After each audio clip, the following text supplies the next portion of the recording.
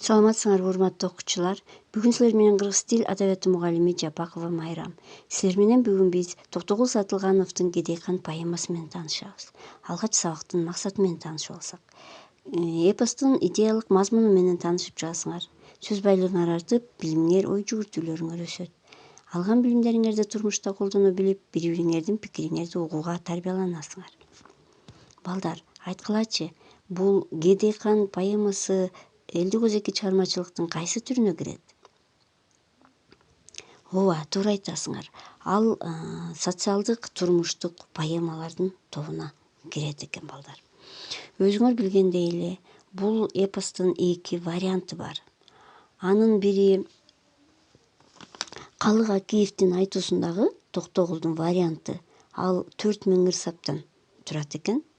Ал эми экинчиси болсо, өзүңөр билгендей белгилүү фольклор жыйноочу Каюм Мифтаков жазып алган Алымкул Үсөнбаевдин варианты 1423 ыр сабынан турат.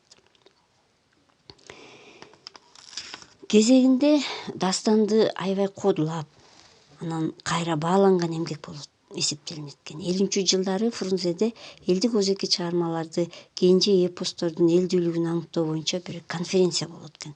Анда бир нече дастандар тууралуу сөз жүгүртүп, алардын ичинде Кедейкан дагы сөзгө алынат экен. Анда каармандары кандар, бектер болгондугу үчүн идеялык мазмуну боюнча жараксыз деп кине тагылган экен.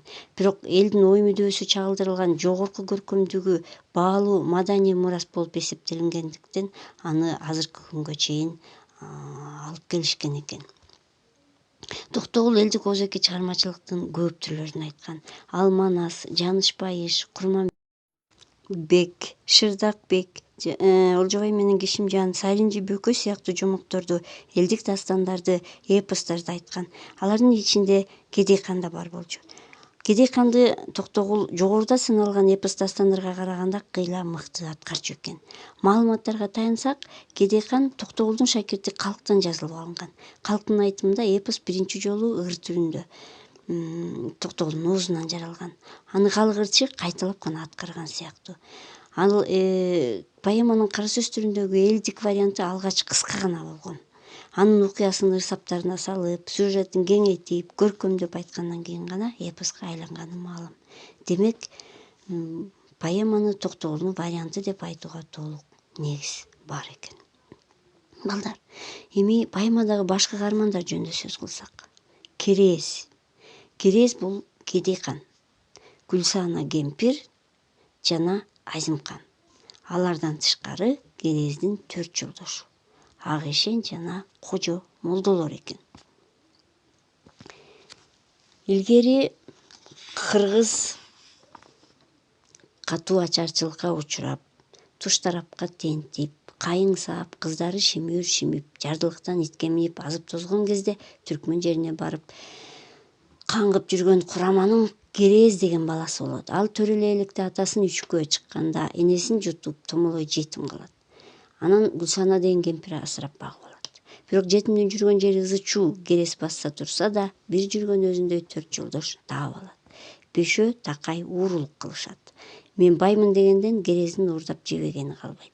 Ошондо аны кармаш үчүн хандын жигиттери сарызине чөп салып сая түшөт. Бир жолу камалып, кайра 4 жолдошунун жардамы менен бошонуп кетет. Анан Гүлсана кемпирдин акылы боюнча Керез Кыйба шаарына ак ишенге кол берүүчү жөнөйт. Кууртон, куу чокойлуу кедей нечен күн, нечен түн жол басат. Акыры буттары шишип баса албай көчүү менен жылып отуруп Кыйба шаарына жетет. Мечиттин жанына жатып алып, ишенди кайдан табамын, ага кантип жол берем деп буркурап ыйлай берет. Андан кийин анын кабарын угуп келген ишендин бутун кучактап буркурайт. Ак ишен аны таза кийинтип, нөөкөр кылып алат. 10 күн өтөт. Ишенди катуу кадырлап кастарларын сураса, чымындай жанынан бөлөгүн берерин угат. Оолу Ишен, айтчы кедей сырыңды, толтурайын кеңди деп мактанып калат. Керез жымдей түшөт. Анан ак ишенге барып сырын ачат. Көрсө ал канаты бар периштеге жолугуп калыптыр. Керездин чымындай жанын алмак экен. Ошол периште анын жанын алаарын, 13 күн гана нөөмөт бергенин, ошол 13 күндүк өмүрүндө такка отураарын, ошол такка отурса эмне болоорун Азимканга деп жар чакырат. Ушинтип 3 күн өтөт. Жан алгыч азыр элип берсе Кедей хандын жанын албайт. Көпчүлүк таксыр, Кедей ханыбыз, багындык сизге баарыбыз дейт. Жетим бала, жесир, аялдан тартып казынадан алган дүйнөгө карк болушуп, Кедей ханга абдан ыраазы болушат. Айзымкан болсо тактан ажырап элден куулат.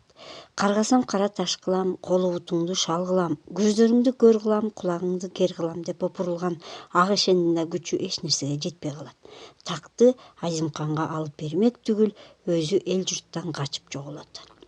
Айзымкан тентип кетет. Анан Кедей хан энеси Гүлсананы 4 жолдошун алдырып, калыс сурак жүргүзүп, кандык тоорун сүргөн экен. Мына балдар, чыгарманын кыскача мазмуну ушундай. Кедей хан өзүнүн амалдуулугу менен, айлакерлиги менен Айзымкандын тагын ээлеп, элге калыс адам болуп, чыргап кунап жашап калган экен.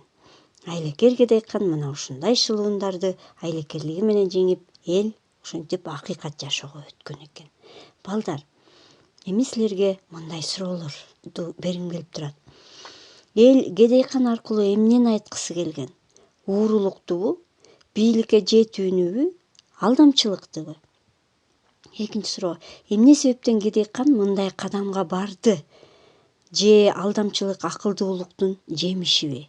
Өзүңөрдүн оюңарды WhatsApp аркылуу жазып кетиресиңер. Ал эми үчүнчү суроо, Кедей хан башка эпостордун эмнеси менен айырмаланат? Ушуну менен балдар сабагыбыз соңуна жетти. Саламатта калыңыздар.